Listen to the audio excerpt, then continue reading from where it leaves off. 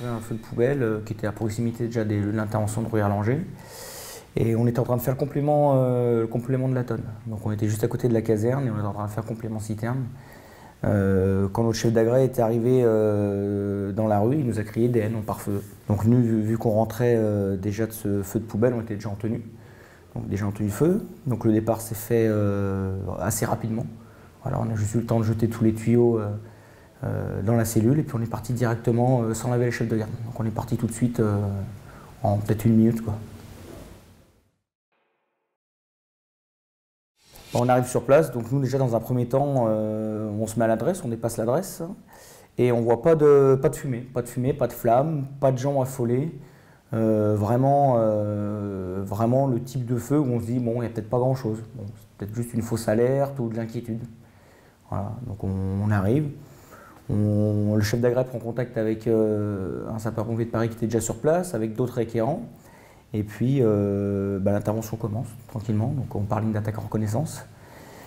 Et puis moi ma première mission c'était de barrer le gaz, donc je barre le gaz sous trottoir. Et puis mon chef d'agrès je dois revenir en courant et il me crie sauvetage. Donc je laisse la mission du barrage de gaz en stand-by et puis on part en fameuse courette parce qu'en fait il faut traverser un couloir qui est assez étroit, passer sous un bâtiment et on arrive en fait dans un fond de cour où on a une première courette, un bâtiment et une deuxième courette. Donc on arrive dans la première courette où en face de nous, en fait, on voit un bâtiment de 8 étages qui est totalement enfumé du deuxième niveau au dernier niveau, totalement enfumé. Donc moi, à ma première action, il n'y a pas de flamme. Voilà. C'est que de la fumée. Et directement au 4e étage, je vois une femme qui est assise sur son rebord de fenêtre et qui est déjà poussée par les fumées vraiment sous pression, avec des bonnes fumées noires, et qui crie à l'aide, au secours, voilà, je vais sauter. Voilà, donc ma mission première, ça a été de la rassurer, d'ordonner l'ordre à mon servant d'aller récupérer l'échelle à crochet. Et au même moment, je regarde à droite, à gauche, et je vois qu'il y a d'autres personnes aux fenêtres qui se manifestent. Donc je décide de recourir au PS, récupérer moi l'échelle à crochet, et j'ordonne à mon servant de prendre l'échelle à coulisses et de me rejoindre le plus rapidement possible en courette. Donc voilà, après arrivant en courette, je commence à grimper étage par étage à l'échelle à crochet. Arrivé au 2e étage, j'ai mon échelle à crochet qui commence à glisser, parce qu'en fait on est sur des rebords béton d'environ 30 cm, où il n'y a pas de rambarde et pas de balustrade. Donc on est directement sur le béton, où les griffes ne tiennent pas forcément énormément. Et donc j'ai mon échelle qui glisse, donc on arrive tant bien que mal à grimper. Je poursuis l'ascension entre le 2 et le 3e quand je ressens en fait un souffle, où ce souffle en fait il me projette tous des débris de verre, des encadrements de fenêtres, des volets. Voilà, donc on prend tout sur la tête. J'ai mon servant qui est donc arrivé au niveau du rez-de-jardin qui prend tout sur la tête aussi. Je le regarde, ça a l'air d'aller. Et moi, en fait, les carreaux qui ont sauté en face de moi me font sortir toute la fumée dans le visage. Donc je suis monté sans aéris sur ordre de mon chef d'agrès. Et je commence à être en fait asphyxié. Voilà, donc j'ai plus d'air parce que les fumées sortent sous pression. J'arrive pas en fait à respirer. J'ai la dame au-dessus qui crie au secours et qui prend les fumées de son appartement et les fumées du dessous dans le visage. Et donc moi, je me dis que je pourrais pas monter. C'est impossible parce que même si j'arrive à monter au 3e, je n'arriverai pas à faire la descente ou aller la récupérer. Donc je décide de me jeter sur la fenêtre qui est à droite, au même niveau, et d'ordonner à mon servant de me mettre l'échelle à coulisses pour que je puisse redescendre du 2e au rez-de-chaussée et m'équiper de mon aérie. Donc c'est ce que je fais, il me met l'échelle à coulisses, je redescends, je commence à m'équiper de l'aérie. Et là, au même moment où je m'équipe de mon aérie, j'ai une défenestrie qui m'arrive à 50 cm des pieds. Voilà, donc ça c'est la première défenestrie qui saute du 7e étage.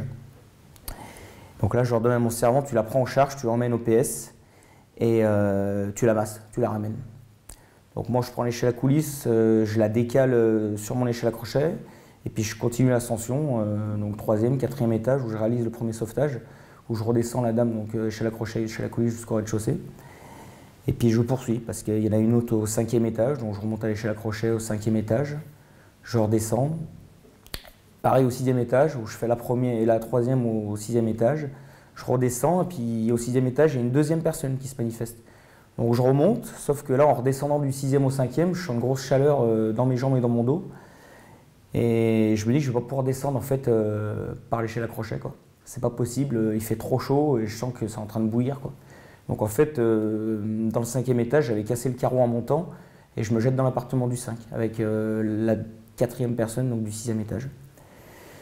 Donc on rentre dans cet appartement, l'appartement est totalement fumé, mais il n'y a pas de flamme. Donc je ferme la porte qui donnait sur le couloir, je récupère un linge que je mouille, il y avait une petite salle de bain que je mouille, je lui mets sur le dos, parce que la personne était forcément en mode nuit, hein, elle était en short et puis en débardeur.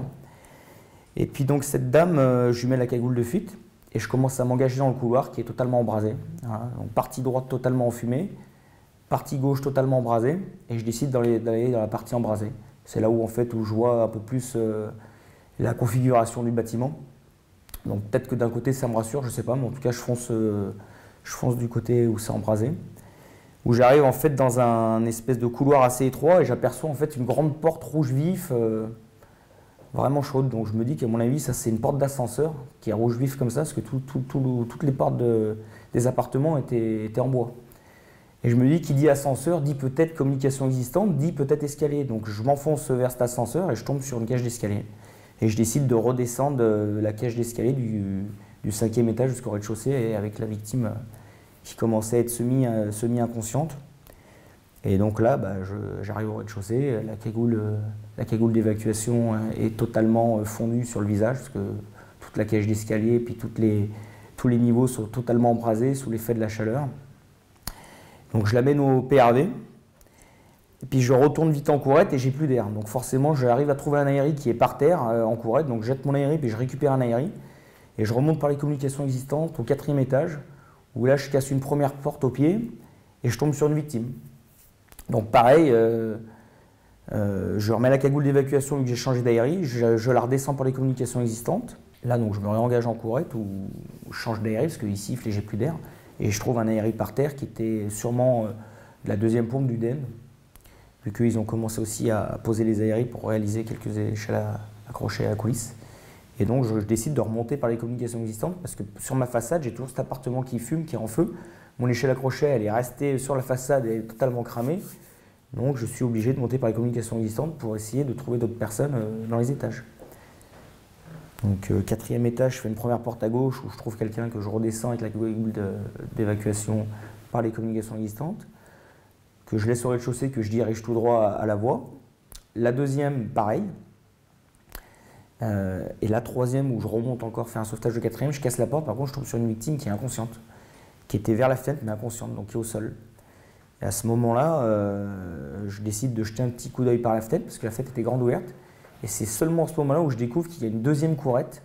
Et dans cette 2e courette, il y a de la fumée, pareil, des flammes déjà qui sortent des appartements, et beaucoup de personnes aux fenêtres de tous les côtés, à tous les étages confondus.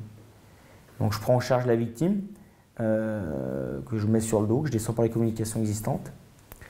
Et là, moi, j'ai à nouveau plus d'air sur cet aéri. Et je retrouve, en fait, dans le cheminement, j'arrive à retrouver mon chef d'agrès, qui voit qu'apparemment je suis totalement satellisé et qui me dit on va à la craque. Je lui dis de toute façon j'ai plus d'air et on va à la craque. Et en allant à la craque, tous les mecs me déshabillent et me disent bah, tu titubais, tu marchais pas droit, tu avais des propos incohérents, enfin on voyait que tu n'étais plus là. Sauf que moi en allant à la craque pour changer de bouteille et repartir, parce qu'il nous manquait toujours en fait le premier chef, on avait tout l'équipage sauf le premier chef, je voulais partir chercher le premier chef, savoir où il était. Et mon chef d'agrès me retient dans un premier temps à la voie, il me dit non, tu restes là, on va prendre une pause parce que de toute façon il y a du monde et puis il faut vraiment qu'on prenne du repos parce que là ça va pas. Et du coup, le premier chef, on le voit arriver au bout de 3, 4, 5 minutes derrière. Donc c'est à notre tour de le déshabiller. On voit qu'il est vraiment aussi voilà, plus trop lucide. Et puis du coup, on se réengage 10 minutes après, donc on change notre bouteille et on se réengage en courette. On se réengage en courette pour poursuivre les missions. On a récupéré un petit peu, ça va mieux.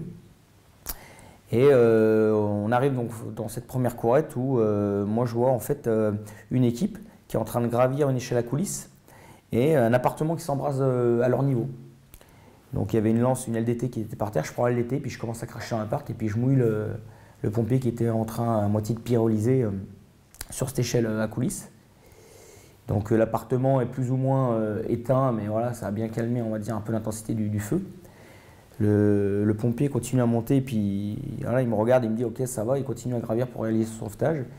Et nous, au même moment, on a donc l'OGC qui demande en fait une équipe d'urgence. Donc moi, je me regardais avec le caporal-chef Renaud, on était tous les deux côte à côte.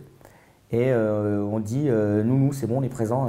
Voilà. Donc il nous dit qu'en fait, il manquait un militaire du corps, donc le caporal-chef Guinard. Il manque le caporal-chef Guinard qui est manquant à l'appel. Il faut aller faire toutes les recos des apparts et le trouver. Donc on s'engage directement, on se sépare à moitié pour faire appart par appart pour gagner du temps.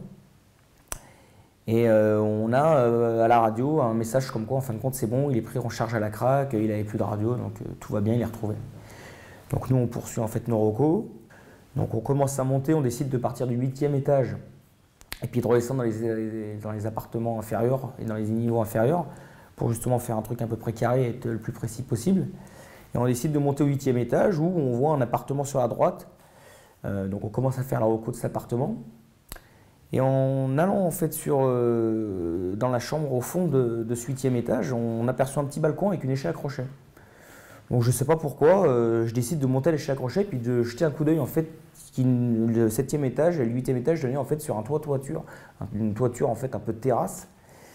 Et on monte en fait sur ce toit terrasse et on aperçoit 2 sapeurs-pompiers voilà, qui sont sans aérie, qui sont sur le toit terrasse accommodés par les fumées, qui sont pour moi complètement, voilà, ils sont complètement bec-base, hein, ils ont pris la fumée dans la tête, ils sont plus du tout coordonnés ni dans leurs gestes ni dans leurs paroles, hein, ils sont vraiment désorientés.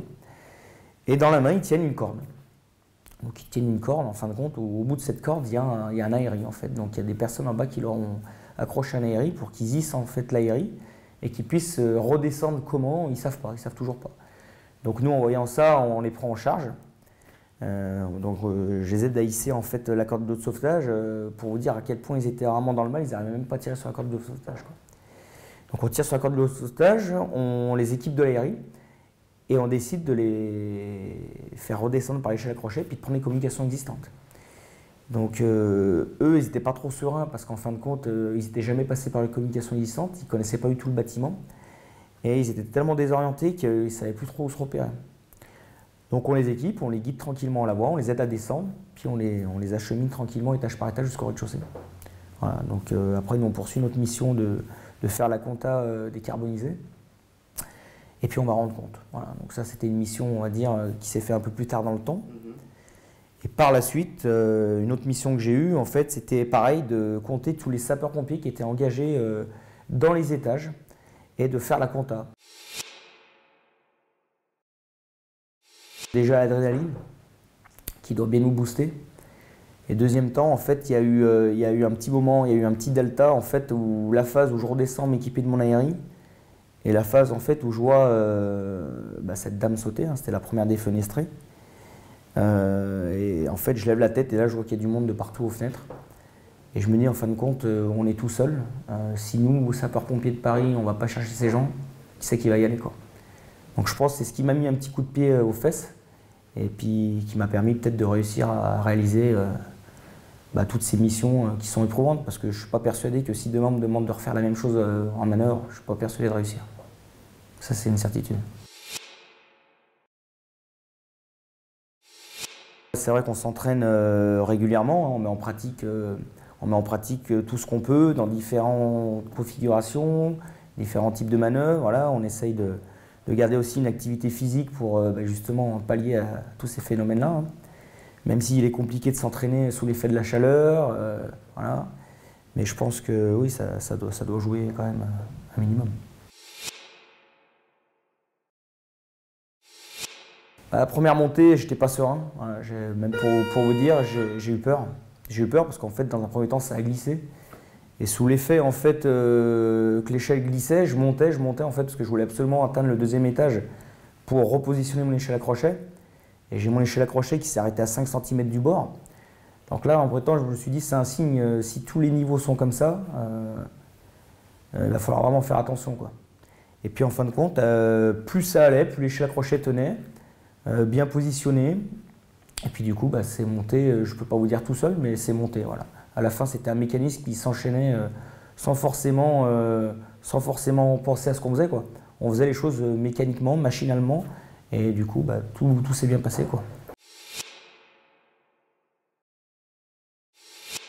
La peur de tomber au début, puis après on y pense surtout après l'intervention. Voilà, sur le coup, il faut y aller, quoi. Il faut aller les chercher ces gens. Donc sur le coup, on n'y pense pas forcément. Et c'est peut-être après avec du recul qu'on se dit là on est vraiment passé à côté de quelque chose, quoi. Voilà.